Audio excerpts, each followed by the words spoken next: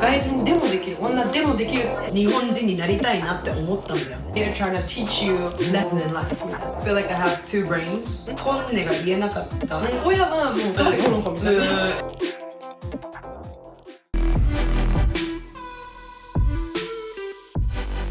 Your parents、英語で話してる？あ、そうそう、英語。それで言葉の壁とか感じたりする時はある？それかもう何でも話せるって感じする？何でも話せるね。なんかうちはその親が多分めっちゃこうバイリンガルにするんだっていう意識がすごくあって、でなんかイギリスのなんかこうプライドみたいなのがあったのか知らんけど、This is an English household ってよく言われて、なるほどね。でなんか妹と日本語で喋ってた時も多分ティファニーも一緒だったんだけど This is an English household みたいな Speak English みたいな言われた。でその時はもちろんなんかあもうってなってたんだけど、今となってはありがたくて、そのおかげで、バイリンガルに育ったわけだから、もうなんかそれでね、ティファニーがアメリカ行った時にこう通じないなんでみたいになってたのと似てる経験が一つあって、多分ね年齢で言ったら7歳くらいの時にイギリスに行ったんだよね、その時にたまたまイースターの時で、自分の家族すごい宗教的とかじゃないんだけど、イースターだからっていうので教会に行ったさ、でそれで親は親同士で子供はなんか子供部屋みたいなとこに行ったんよ。そしたらなんかみんなでこう演劇をするみたいな話で、イースターの話を読みながらみんなで演じるみたいなのをしてたの、で自分はその時に「やる?」って言われてなんかこう渡されて「何も読めへん」ってなってって言って返したでなんかその時に渡されたってことは7歳の自分は読めてて当たり前なんやみたいな、読めるはずなんやみたいな感じで思って、多分その時も教え始められてたんだけど、まだまだ苦手ですんごい嫌いで、それもこれが読めて当たり前なんや私、いやもう無理みたいな、恥ずかしいから見とくみたいな感じで端っこでってやってたんだけど、それで自分その時に私は英語ができないんだみたいな、なんか足りないんやみたいな感じで感じて、でそっからせんとあかんのやなみたいな感じで、いややけどそのお母さんの言葉だけを信じて頑張るみたいな。いやでもそれ自体で偉いなと思うのが、私やんなくちゃいけないと思ってもやってなかったからでも一個すごいなと思ったのが、いくつの時か分かんないんだけど、英検の2級取ったって言ったよね。2級はね小5に取ったね。私落ちたんだよ小6で。マジで落ちたんだよそれで英検すごいと思って見ながらあ、やっぱりすごい勉強したんだなって思ったんだよね、私全然しなかったから。てか多分私調子乗ってたんだよね、なんかもう親どっちもアメリカ人だしもうどこでも英語を教えてるから、自分はいいやみたいな感じで全然勉強したかったと思うんだよね。ああね、だから偉いなと思った偉いのかただただガリ勉なのかなんかね、多分ねその7歳の時のその英語の経験と、あとこれマックスのインタビューでも言ったんだけど、小4か5くらいに学校の先生に「お前は中学校から国語ついてけんなるよ」って言われて、でそれで「ふん」ってなって「いやついてくし」と思って、そう英語はもっと早い段階から私はイギリスの他の子供たちよりもできてないっていう認識があって、今度は日本でお前は教育のせいで日本語はできなくなるよって言われてふんなーってなって、もうだからとにかくそこはすごい意識してた気がするんだよね。もう一個覚えてるのは、国語授業で一番取ったっていう話あったじゃん。そうマックスのインタビューで一番それこそコメントが多かった話なんだけど、まあ短く言うと、さっき言ったその小学校の時にお前は国語ができなくなるよって言われたから、やってやると思って普通に授業を真面目に受けただけなんだけど、しっかり勉強するっていうことをしただけに、高校の時に学年1位をこう模試で取れたと。嬉しい瞬間にホームルームのこうなんかあって、担任の先生がみんなになんでロスは家で英語しか喋ってないのになんかみんなはそれでできてへんのよという話になって、単純に先生はみんなのモチベーションを上げたかったっていうのは私も理解してたんだけど、でもその方法違うんじゃないかどうなんだろうっていうのはすごいなんか疑問だったし、その時は単純に違うっていう認識しかまだなかった時代だったから、あ出たみたいな感じだったよね。それで先生に私は人種差別をされたっていう感覚もなかったし、それを家に帰って母親に伝えて、母親がキレて初めてやっぱ良くなかったんだそれみたいな感じで初めて分かったんよ。なるほどね、ちょっと長くなっちゃったけど、私小学生の時ずっと多分負けず嫌いで、すごいなんか何でも1位になりたいみたいな、だからスポーツもそうだし、書道通ってなかったけど普通に好きで、小学5年生の時に金賞を取ったんだよ。でそれでみんな叱られたっけなと今思えばちょっと覚えてないんだけど、そのような経験私もあったかなと思うんだよね、なんで外国人の人が日本人より書道できんのみたいな感じで言われて、でしかも小学6年生の時も金賞取ったんだよ。だから2年連続で取って、で多分それが一番気持ちよかったなって思うのは、確かに自分は日本人じゃないし、ただそれは差別だと感じてなかったし、自分はもちろんみんなと違うっていう認識はもちろんあって、私だけなんか悪い意味での特別扱いはされてるなっていうふうに思ったんだよ。だから私はもう書道1位取って、そのみんな叱られるのもその中での特別扱いかなっていうふうに思って、普通だなと思ったんだよ。でもそれ以外でも図工とかでも縄跳び大会でも何回か1位は取ったことがあって、でそれは何も叱られてないんだけど、でも書道になるとみんな叱られたっていう、だからなんかそこだけみんな、プライドかなんかわかんないけど、確かにそれもあったなってそのインタビュー見て思ったんだよ。何人か他の人で通ってた人いたんだけど、自分は通ってないで1位取ったから、それは嬉しかったんだけど、みんな確かなんで外国人がみたいな確かにね、なんかよく思ったのがさ、この外見だから今の言葉借りると特別扱いされてるっていうのは承知だったんだけど、それでそのフィルターかけられてさ、例えばさ英語ももちろんできて当たり前なんだろうけど、でもなんか100点を取らないとイギリス人だろうみたいな、で外人だからできるはずのものと、日本人に劣るべきものみたいなのを勝手にこう押し付けられて、それが期待外れとかだったらなんでみたいな、あるあるあるある。でそれがなんかこう逆に自分は多分見せてやるみたいな、外人だからできないとか女だからできないっていうのを、いや外人でもできる女でもできるっていうのを見せつけたいみたいな、みたいなっていうなんかこう多分負けず嫌いなのか、なんかなんだろう、なんかこう just proving them wrong. Yeah, kind of like justice, I don't know, but it was like みたいな。なるほどね。それをすごいモチベーションにしてさ、it was like the fire. モチベーションになるよね、それは。すごいできないって言われたら、いややってやるよみたいな。でもなんか外人フィルターみたいなのは確実にあったよね、昔からね。でも英語が一番あったかもしれない。あ、本当。でなんか例えば外来語とかあるじゃん、これは英語でどうやって発音するのみたいな感じで聞かれる時はあって、でも分かんなかった時あったんだよ。で単純に分かってなかったのか、英語からの外来語じゃない言葉なのかのみたいだったんだよ。なるほどなるほど。例えばリュックサックって英語で何みたいな、あれルックサック what is a rucksack みたいなで高校生になって、あドイツ語なんだみたいな、ドイツ語授業受けてたから、それで分かってみたいな。でもそれでバカにされた時あったんで、あれあんたアメリカ人なのになんで分かんないのみたいなAnd now I wanna look back, like そもそも英語じゃないしみたいなそもそも違うしみたいなのはあったかもしれない。うちもね大学の時にねフランス語取ったんだけど、なんかその先生がもう本当にあんまりよろしくない先生で、私はどこどこ出身ですとかいうこうベーシックな文章を話そうとするじゃん、で覚えようとするんだけど、その時に自分もちろん石川出身ですみたいな感じで言うじゃんだったらその先生が「いやイギリスってどう言うんだい?」みたいな「イギリス出身なんでる?」みたいな感じで言って「いや今石川出身ですって言いましたよね」みたいな、結構なんかカチンみたいな感じだったよ正直、で「いや知らないっす」みたいななんで私が分からんといかんのみたいな、いや分からへんからフランス語受けてるんやろみたいな分かってたら受けんやんみたいな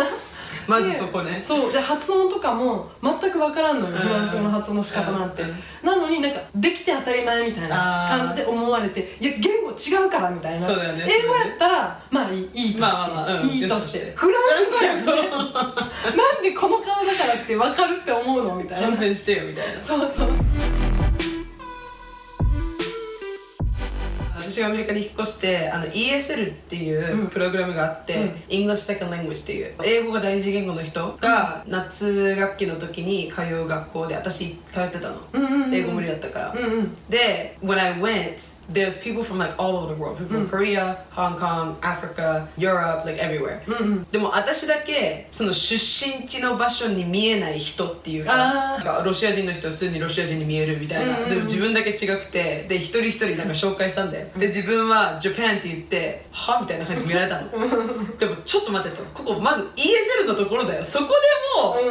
も、そう見られなくちゃいけないみたいな、あーここだったらなんとかみんなに分かってくれる場所だろうなって思いきや、そこでもさ違うだろって言われるから、いやここはやめてよみたいなLet me experience that in the public school not here みたいなあーかわいそう。が大変だったな。だから正直アメリカに引っ越して初めて日本人になりたいなって思ったんだよね、あーねアメリカで。へー逆だよね、なんかそうだよね。そうだから面白い。多分茨城行った時は多分もうありのままって全然良かったから、でしかもまあ分かんないけどね、This might be like my assumption、but I think it's much easier for you to try to look Japanese than me. For you, you could just easily straighten your hair. Yeah, You yeah. could easily just cut your hair. I can't straighten my hair. You know what I mean? I can't straighten my hair. I can't change my skin color. You know, so there's just more obstacles to like try to become Japanese. Yeah, yeah. だからもうそこはもう目指してなかったもんだったから、そこはもういいやと思って、自分はありのままでいいしっていうふうに、まあそこまで考えなくても、maybe like subconsciously I just like felt like that.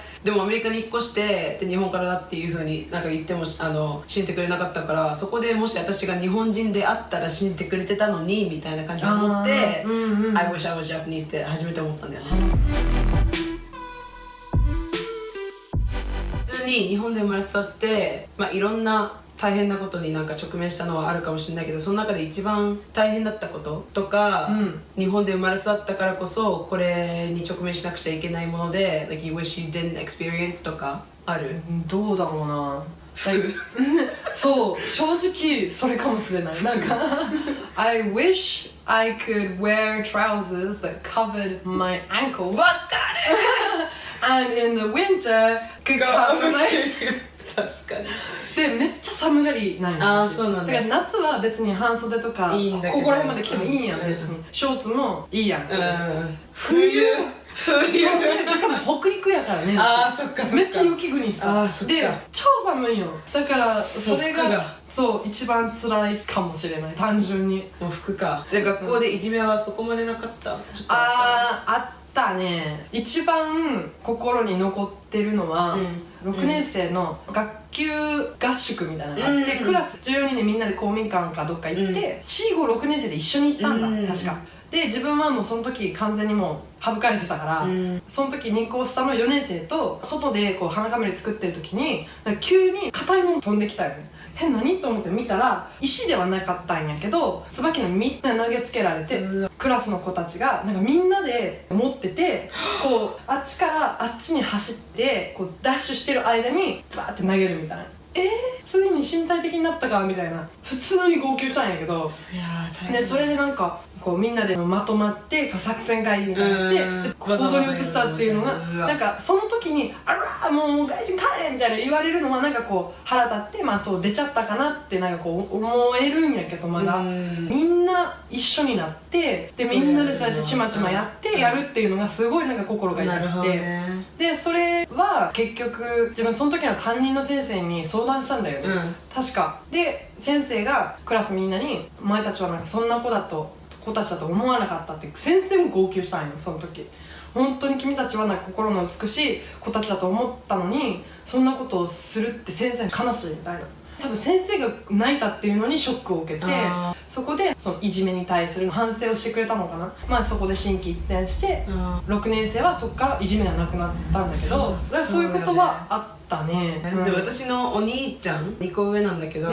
お兄ちゃんのクラスが一番でかくて私のクラスが一番少なかったのね、私は7人しかいなくて、お兄ちゃんは29人ぐらいいて、そうひどい。そうそうそうで多分お兄ちゃんの方がちょっといじめとかいろいろあって、多分だけどやっぱり人数多いほどいじめってさ多分あるよね。なんかみんななんか一人でその一人のことをいじめるっていうよりかはもうグループでいじめるっていうイメージの方が多いから、私のクラスはもう男2人で、であの2人も結構喧嘩してたし、それなりに分かんないけど内容は。で女5人だったからそれでちょっと助かったかなっていうのちょっと思うんだよね。But if I was in a class of more people, I think I would have won a hard time かなって思うんだよね。そうだね。大変だよね、いじめとか。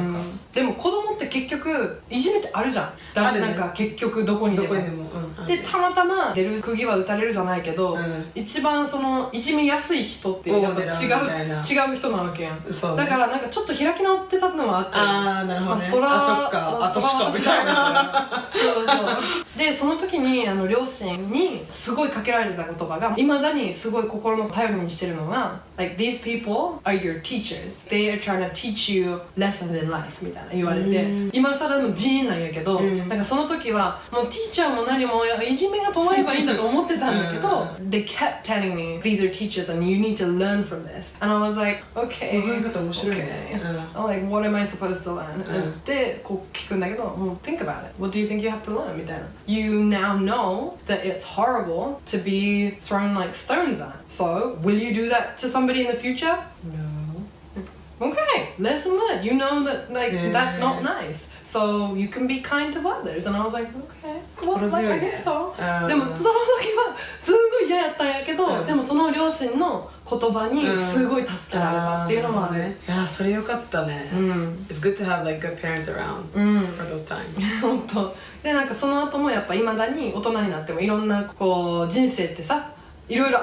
なるわけじゃんこんなんが、でその時にもちろん挫折しそうな時もあるんやけど、まあ挫折したとしてもじゃあこの挫折から私は何を学ばないといけないのかっていうのを意識になったくなったそうそれいいね。そういうふうに物事をこう客観視できるようになった気がする。でも確かに子供の時はそれなんか You can't think that far It's just like I just want to いじめto stop でも今になってああ感謝できるなっていう。そう確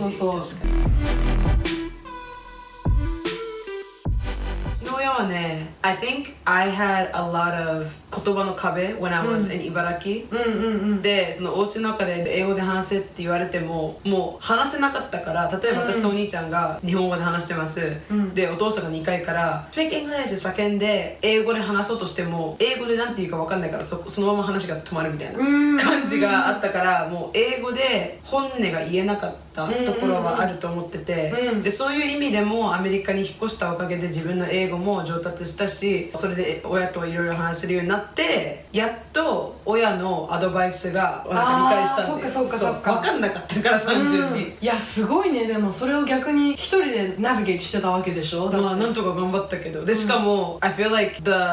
image I had of my parents when I was in Japan when I was in 茨城 was 親より先生だったんだよ。あそうなんや。だからそこまで親近感に感じるのもなくてでしかも親結構忙しかったからもう自分の、起業してたわけだし、もう2人で回してたわけだからそんな合わなかったし話すにしても何言ってるか分かんないしだからそういう意味でもアメリカに引っ越してよかったなって思うんだよね。やっと親と普通に話せるなみたいな。本当だね。だからそれまではもう友達の親といろいろ相談してたみたいな。あそっか。お家も歩けばすぐそこにあるしみたいな感じで友達の親との方が親近感あったかもしれない。その時村でこう育てるとまさにそういうことだよね。だよね。そうでしかも結構人数少なかったけどうちらが住んでたところはちょうどなんか新しくできた団地だったからもうすぐそこだったんだよ。あそうなんだね。そうでまあ他の人たちのお家は田んぼだらけのに挟まれたあれだけど、うちは団地だったから意外と助かったかなって。あそうだね、うちは逆にめっちゃアイソレートだったからね。もう Google マップで実家見てみたんだけど、実家がポツンとあってその前に川があって周り山。いやこっちとしては多分本当逆にその親が日本に来て、まず英語の先生はなんかこう副業的にしてたけど、母親が伝統工芸をやりに来てて日本語を覚えないとわからないっていう状況やったやん。だからそのお母さんお父さんもどんどん日本語を覚えていったっていうのもあるけど自分たちは英語で周りにはこう日本語適応しないといけないっていう環境で逆にその家の中の英語をすごく大事にしてたんだよね。それで娘まで日本語でペラペラ喋ってたら多分すごい不安だったと思うんだよね。自分たちの国じゃない言葉でなんか喋ってるみたいな。確かにで多分それであなたとはちゃんとこう英語で会話ができないといけないみたいな。だからその学校でもちろん日本語で習うじゃん、で帰ってきて毎日3つ学校で習ったことを英語で言わないといけなかったの。でそれいいね。そうめっちゃいい。だからその今のうちらの年代の人が子供を産む時もうちいつもそれ言うんよ。だから学校でも習ったことを英語で言えるわけないじゃん。なんかこう例えばすぐ言葉が分かんない専門用語植物の仕組みとかさ、分かんないI learned about plants today みたいな。ですでそれを言葉が分からなかったらもちろんそれを例えば「嬢さん」とかさ日本語で言ったとしても親も逆に分からないだからそれで「So the system when like the water is like sucked up from the root bit and then it goes up the like middle bit it like It goes through the veins and I don't know what it's And it's called, like- what do you call that?」でなんかそれをだから親がその時に「あそれはこう言うんだよ」っていうのを教えてくれるきっかけにもなったし。それいいと思う。I feel like I have two brains、英語で話してる自分と日本語で話してる自分、なんかどっちかでしか言えないことは絶対あると思ってて、それを訳するのにすごい大変だし、訳できない時もあるし、だからなんかそれぞれのティファニーがいるっていう風に感じるんだよね、でもやっぱりそういうエクササイズあるといいなって今思った、でもそれがあっても私もそれは感じる。やっぱ日本語と、日本語バージョンのジャズとやっぱりそうだよね。そう日本英語バージョンのジャズがいて違うよね。うんやっぱり違そうだよねう。めっちゃ面白いのが今は多分だいぶ改善されてると思うんだけど、親は家庭内で英語を話す私しか見てないわけじゃん。あ、そうね。で外の日本語バージョンのジャズを見ないわけじゃん。わかんないからね。そうで、ある時友達が家に来て遊んでた時にもちろんジャパニーズジャズで話してるわけじゃん。うち結構漁師町に近い地域で、結構方言が荒いんだよねもともと。で今はなんかいろんなこう方言が混ざってぐちゃぐちゃになってるんだけどその時はもう純輪島弁で、でその時に声も低かったらしくって、でちょっと気性が荒く聞こえるみたいな。で親が何を喋ってるか分からんけど何この子みたいなThis is not my time. For real She was like, I did not raise you to be so much みたいなみたいな何の話みたいな、普通に話してたけどみたいな。で親はもう誰この子みたいな、面で白いね。すごいなんか不安を感じたらしくて。なるほどね。確かにうちの親も自分が日本語で話してるとこ見たことないと思う。あ本当 YouTube 以外でも改めて YouTube のコメント見たら出てくると思うけど、その日本語で話すジャズミンと英語で話すジャズミンなんか雰囲気違うよねって絶対言ってくると思う。あ本当私結構言われた。やっぱり英語で話した方がなんか体の動きがあったり、だけど日本語だとなんかずっとじーっとしてるみたいな。あー分かるかも。絶対あると思う。今度見てみ。I was doing an interview with my other friend named Rick. He's the guy who's like opposite experience as I am, where he's fully Japanese but born and raised in America. And we were talking about道徳. Looking back and thinking about it, その道徳の授業あるじゃん、まあ国語とか算数とか理科と社会とかと違って道徳は不正解があってもいいような授業じゃん、本当だったら、なのに今思えば普通に点数とかさなんか正解不正解言われてたのが覚えてて、多分それはさアメリカとかの他の国からしたらおかしいことだよね。なんか多分日本は like there's just a way of thinking that they're like raising you to become an elementary, but it's like道徳like, you know what I mean? Like, and then that brought up this conversation to bring it back. I didn't know how to say 道徳 in English. Oh, is it ethics? I looked it up and it said morals. Morals. I was like 道徳に正解あるのおかしいよねみたいな。でも確かになんか日本だからあるのかなって思うんだけど、おかしいよね。確かにね。普通に言ったら、like, let's say if Jimmy fell down the stairs, what do you do? ってなった時に if I say call the ambulance, another person says, oh, immediately help him, you're gonna say one of them is wrong? みたいな、you know, like なるほどね。でももしかしたら maybe like the field of answers is a bit wider. Like as long as you don't say like just kick him down even further. 丸みたいな。それさえ言わなければもしなんか道徳的におかしいこと書いたらいや違うよねみたいな。なるほど。で一個思うのがまあもちろん自分の親アメリカ人だから、もちろんみんなと考え方ちょっと違うところはあるじゃん。だから自分の親だったらこう言ってるかなっていうような答えを入れて不正解なわけないじゃん。なのに多分その先生がその考え方わかんないから不正解だって入れた可能性もあるんじゃないかなってちょっと思って、あれこれだったらうちの親言ってんのにみたいな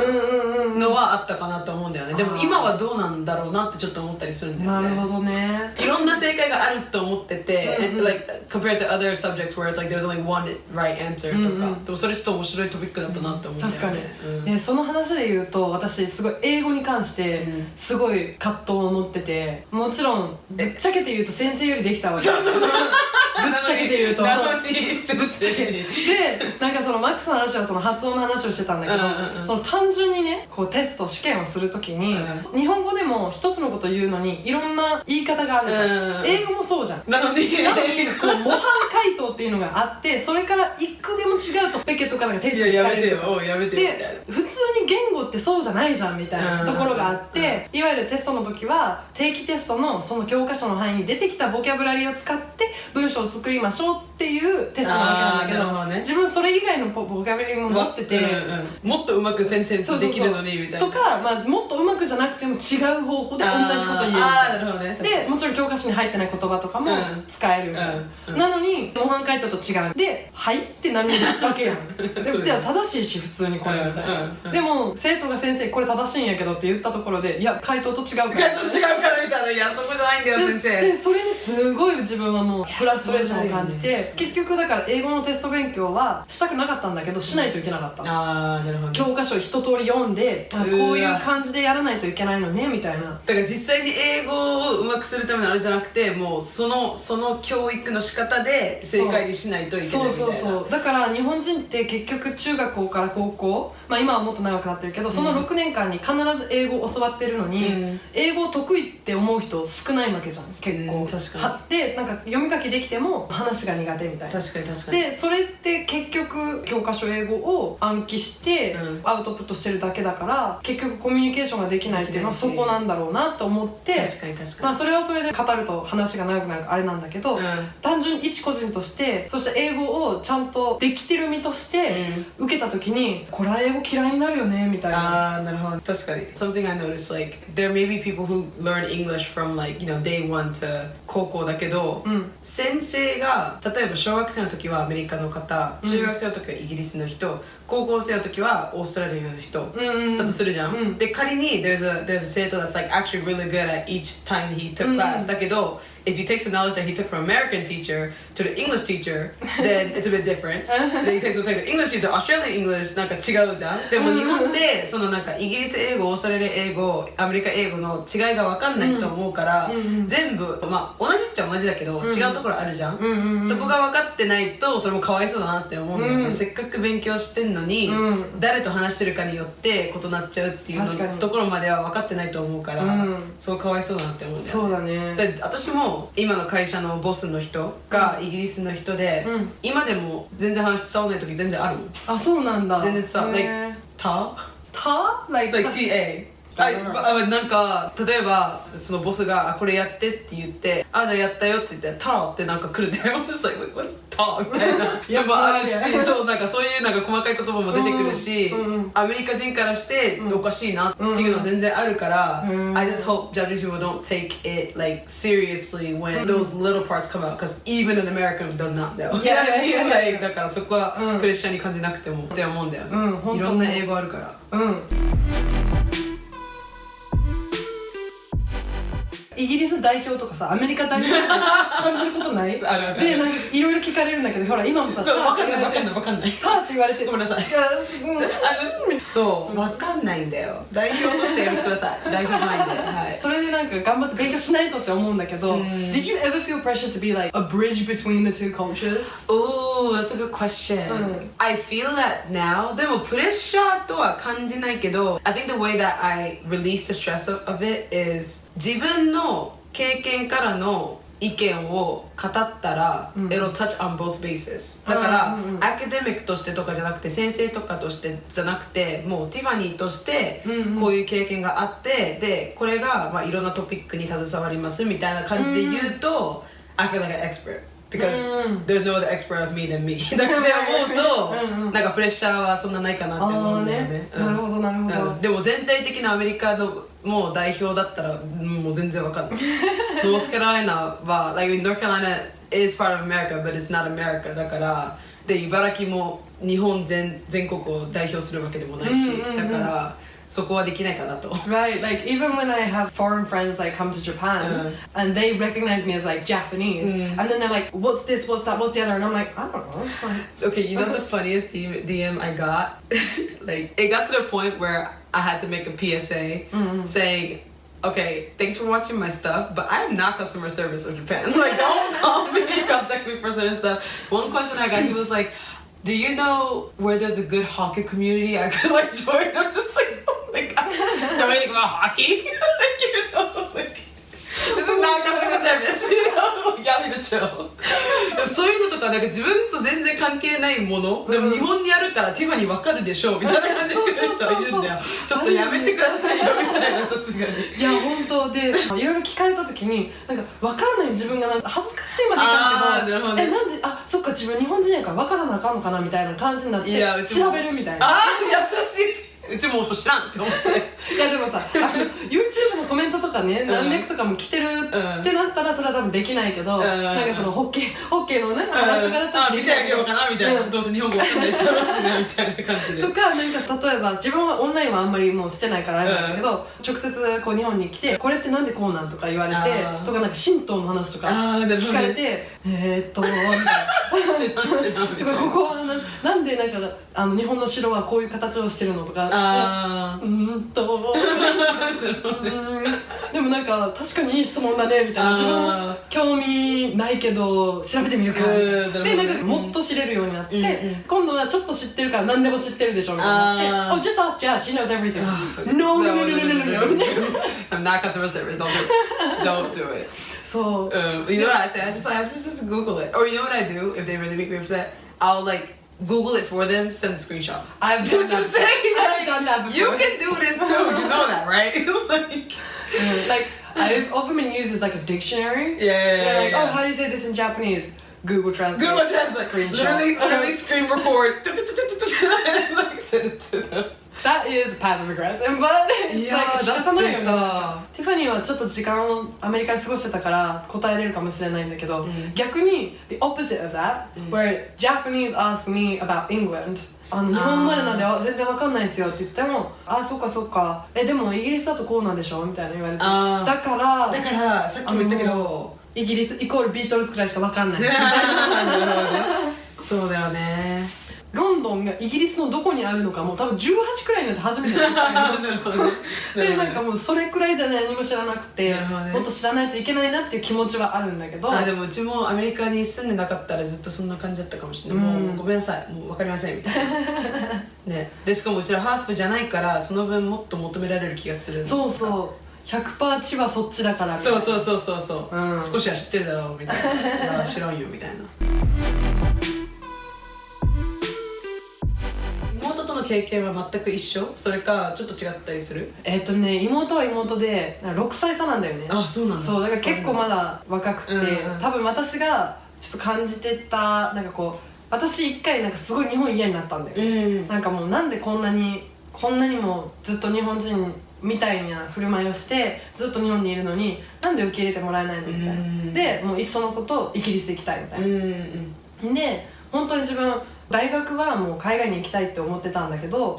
金銭的な理由でちょっと海外は厳しいかなってなってとりあえずじゃあ大学は日本で行って大学の後に行こうみたいな思ってた、でも大学に入った時にちょっと待って、今もし海外に行って「I'm from Japan」って言ったところでジャパンについていろんなこと聞かれても何にも分かんないわと思って、それでなんか大学入ってからじゃあ大学の間しかもう日本にいないつもりだったから、今の間に日本を旅しようと思って、なるべく日本のことをいっぱい吸収してで誇りを持って私は日本出身なんですって言えるようになろうと思ったよね。でそのいろいろ日本のことを知っていく旅をしていく中でどんどん日本が好きになっちゃって、で、今も海外進出を考えてるんだけど、でもなんか日本が嫌だから行きたいじゃなくて単純に自分に挑戦してみたいし自分の他のそういう側面も知りたいっていうので行きたくなった。なるほどね。だから多分妹はまだそこの段階らへんやと思うよ。だからこれからもっと日本を好きになってくれるのかなっていうのもあるし、でも他人だからさ妹とはいえ経験ももちろん私と違うし、そうで妹の場合はその私と全部同じ学校に行ってるから一旦こう姉が変な外人としてもう通ってるわけよ。なんかもう犠牲としてみたいな感じでそうね、クモスがこう張ってるところでその穴に妹が入ってる。だからそのお姉ちゃんが開けちゃったこう穴に対してあーこう期待っていうのはされてたのかもしれないけど、なるほど妹は妹で多分経験がまた別で、それもいつかなんかこう座ってお話ししたいなと思うんだけど、今はこう大学の研究にこう専念してくださいって言ってて。なるほどね、うんってなると私もそうもっと妹の方に共通点あるかなと思うのは、私お兄ちゃんいるから、うんうんうん My brother was the one who's like breaking うん through the そうだ nest ね and everything かなと思うんだよね、うんだからその分お兄ちゃんの方が大変だったんじゃないかなって、今お兄ちゃんはアメリカに今ニューヨークにいる。あニューヨークか。そうミュージカルシアターが好きで、すごそうーい。だからルーメンはなんか日本に戻りたいっていうのはあるけど、多分ニューヨークの方が合ってると思ってて、ぶっちゃけだからまあそっちはニューヨークでこっちは東京みたいなそう感じかな僕またニューヨークっていうのがすごいいいね。自分もね22の時ニューヨーク行ったんだけど、でめちゃくちゃそれも感動してさ、みんな違うじゃん。確かにだから多分イタリアと似てるレベルで、もう紛れるし、もうそこはもう英語圏だから話もできるし、確かにlike nobody cares みたいな、like you like nobody's interested っていうのが逆に気持ちよくて、すっきりするよね。そうもう背景に紛れるどころかもうなんかクズ扱いみたいなうわーってなって気持ちいいみたいな。もうね、で私もアメリカてかニューヨーク一回遊びに行ってそう感じたかもしれない。It's like no one cares and in a good way. Yeah, you know, like it's you're minding your own refreshing. business. Yeah. It's refreshing. So refreshing. だからお兄ちゃんがそこでね居心地よく感じるのもちょっとわかるかも。あーね。一個思ったのが日本で育ってたから清潔感はやっぱり日本すごいんだなって。清潔感と食こんな違うんだみたいな感じで思うよね、それすごく思う。でさ、自分日本の何が好きですかってよく聞かれるんだけど、いや日本人に日本の何が好きって聞くのと一緒やでってまず突っ込んだ上で何が好きかなって考えるさでその時にやっぱり食だなって思うんだよ。日本って結構ちっちゃいのに、各都道府県にこう特産物があって、でそれをすごいしかも誇りに思うやん、うちはもう長崎はちゃんぽん押すんですみたいな、実家はのどぐろとかそういう魚がもううちの産物みたいな感じで、その誇らしくこう食をこう持ってるっていうのがすごい美しいなと思って、なんかすごい好きなの。なるほどね。超食いしん坊っていうのもあるんやけど日本の多分一番好きなところやとそうだよね、なんかやっぱり海外に行かないと気づかないところが多いよね。でしかも多分そっちもそうだったかもしれないけども、周りの人みんな農家じゃん。田んぼとか like mushrooms, like you know fruits, whatever it may be。でも給食ももう誰の食べ物食べてたかもう分かってた感じだから、そうなんだね。You know, this person's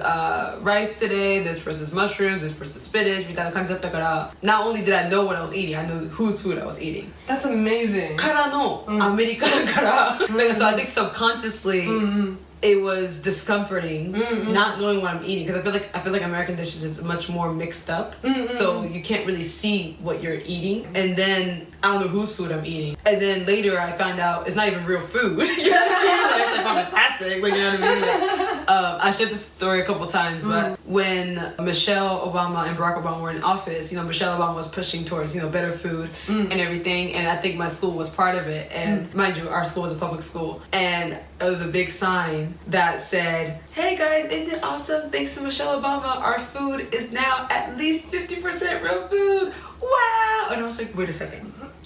What were you eating before that? Two things. It's only 50% real food, and two, what percent was it before? Like, you're proud of this? Like, you're happy? You're thrilled about this? Like, Oh my god. だからもう茨城からのそれだからもうギャップがやばすぎて、and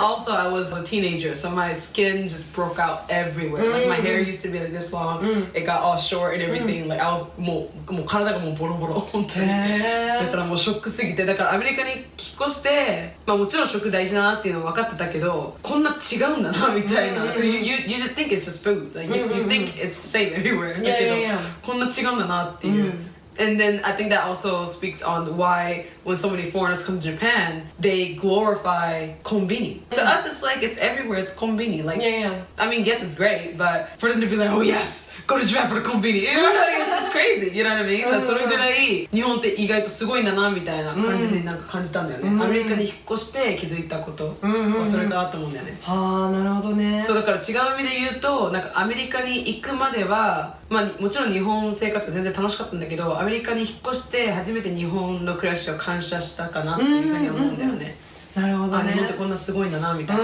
感じで思えたかなって思うんだよね。はあね。違う、イタリアどうだった食？イタリアは美味しかったね。美味しかった美味しかったけど単純になんか種類が違ったよね。まあそうだでね。自分は住んだわけじゃなくてホームステイだったからそっちの家庭料理もいただいて、うまーって感じやったんやけど、それはそれでもすごいもうザ・イタリアンやったよね。なるほどね。で日本に住んでる間も別にずっと和食を食べてたわけじゃなかったんだけど、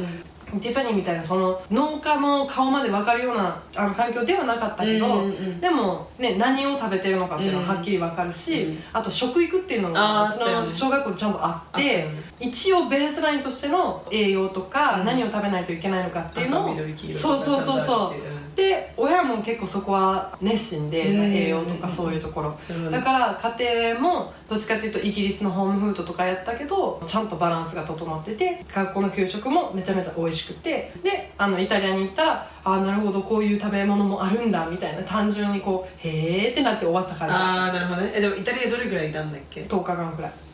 じゃあ日本食が恋しいってまでは思ってならなかった全然。でもなんかニューヨークに行った時は、和食ブームの時に行ったんよ、でだから弁当屋さんとかあってだから思いながらでここでラーメン食うかよとか思いながらなんで日本食がこんなにブームなんだろうって純粋に思ってて、でそれでそのアメリカの食べ物をこう食べた時にすごい自分もやっぱさっき言ったように食いしん坊だからさ、超楽しかったんだよね。なるほどね。でもこれは10日間だったからであって、これを生活にしようと思ったらちょっと体にボロが出るかなみたいな感じで感じて、そっから日本に帰った時にもちろんサイズも違うし、なんか単純におかずが多いじゃんね。確かにってなって、こうやって日本人は健康を維持して健康寿命が世界一でって、ここなんだな鍵はってなって、自分ももうちょっと真面目に食と向き合いましょう思うことはあった。そうだよね、アメリカとか海外行かないと分かんないよね。それってずっと日本に行っちゃうとこれが当たり前って思っちゃダメなんだよね、ここは当たり前じゃないんだよすごいねここみたいな、でも海外に行かなくても国内旅行するのってさ、結構グルメ旅行とか特産物を食べに行こうみたいな、それしたいなマジでめっちゃ楽しいよ。でもそれがさもう文化としてあるっていうのはすごい美しいなって思う。確かにすごいよね。だってイギリスとかアメリカとかってさ、何々州の何々はうまいみたいなってないじゃん、あんまりないし、なんか本当に思えばさ、アメリカ料理って言っても Thanksgiving food しかなくね私に聞かないで。いやごめんなんか普通に中華料理、イタリア料理、ベトナム料理、あるけどアメリカ料理は何なのってなんかちょっと思うんだよね。なんかだってピザもイタリアでしょ、スパゲッティもイタリアでしょ、ハンバーグはまあ誰でも作れるでしょアメリカ料理って言ってもまああれかと思うけど、そっか。そうだからもう一年中の中で一時期にしか出ないアメリカ料理みたいな感じで思っちゃうんだよね。逆に多民族だからそうやって集まれるっていうのがアメリカのこう、いいとこなの。Thanksgiving は確かにこっちにないとちょっと寂しいなと思う。本当。Thanksgiving とかクリスマスとかそういうのあるにしても、日本は多分カップルでやるみたいな感じが強いじゃん。で悪くないんだけど、I'm already with you all the time いやでもそれはマジで感じる。自分はイギリスだから Thanksgiving はないんだけど、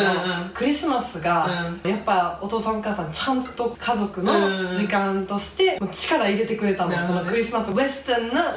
最高のものにするためにすごい頑張ってくれたの。だから今でもクリスマス大好きで、大学に出てなんか恋愛とかするってなった時に、クリスマスはカップルなの？自分帰省するからよろしく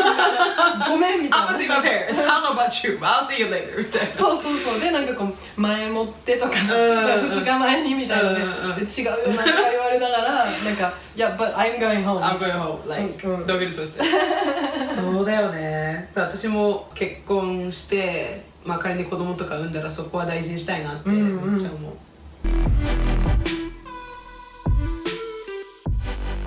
If there is a time where I do decide to get married and have kids, I'm debating where should I raise them? Right. って思って、there's pros and cons for both America and Japan. And it could be a different country, I mean, depending on who the guy is from and stuff like that. But どうしようかなって思ってんだよね。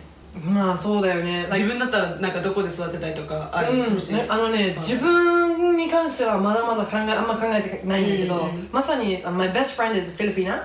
and she married an Irishman. Oh, snap. But they met in Japan. あーね In like Fukuiken. So they met in Japan. She's Filipina, he's Irish, and it's just like, and they're trying to have a baby, and I'm like, where do you want to raise them in Japan? And they're both English teachers here, so they're like, I mean, Japan is an option, but they are now trying to find jobs in New Zealand, and I'm like, New Zealand, now that's a shout, but also, how are you gonna do that though? Like, you're Filipina and Irish. You're just gonna like place yourself there and like go get some visas. Like on the flip side, it's like, well, actually, yeah, you can try and like start your family literally anywhere. In the Literally world. anywhere. And I have another friend who's actually a Kiwi, and she's dating an American. Yeah. And I was like, oh, like, where do you guys want to like settle down? Like, if you want to settle down, America or New Zealand. They immediately said, it doesn't have to be one of those. And I was like, oh, yeah, of course. Sorry. 時代よね本当になんかもうインターレーションカップルとか増えてるしなんか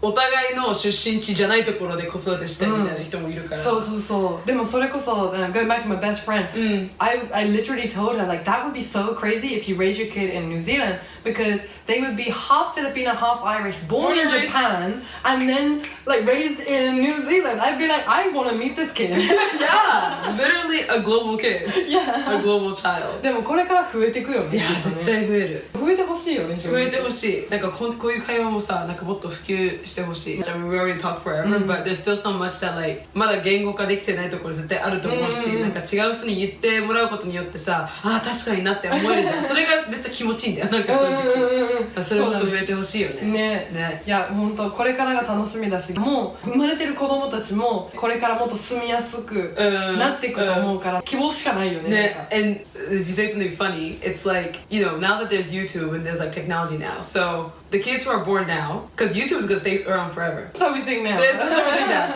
So they're gonna watch this video like, wow, these people are like very old school. みたいな言われてないかなみたいななんか。何を当たり前なことをみたいな。そう。なんかどう変わっていくんだろうなみたいな。楽しみだね。楽しみめっちゃ。Yeah, we did talk forever though. What a talk! I'm looking at the thing. An hour 44 minutes. My Oh goodness. my god. 今日は本当にありがとうございました。いやこちらこそありがとうございました。いろんな話できた。いや。Yeah, I got so into it that I didn't even finish my line. It's okay, you can drive. それじゃあみんなまたね。またね。パンが小麦粉でできてるのと一緒で、私はイギリス人。今だから言えるけど、アメリカから逃げるためにテンプル大を選んだっていう感じだ。もう今思い出さけど溶け込んだんだ。ああなるほど。誰が何やってもいいんだ。いやでもこういう話できる人いないわ。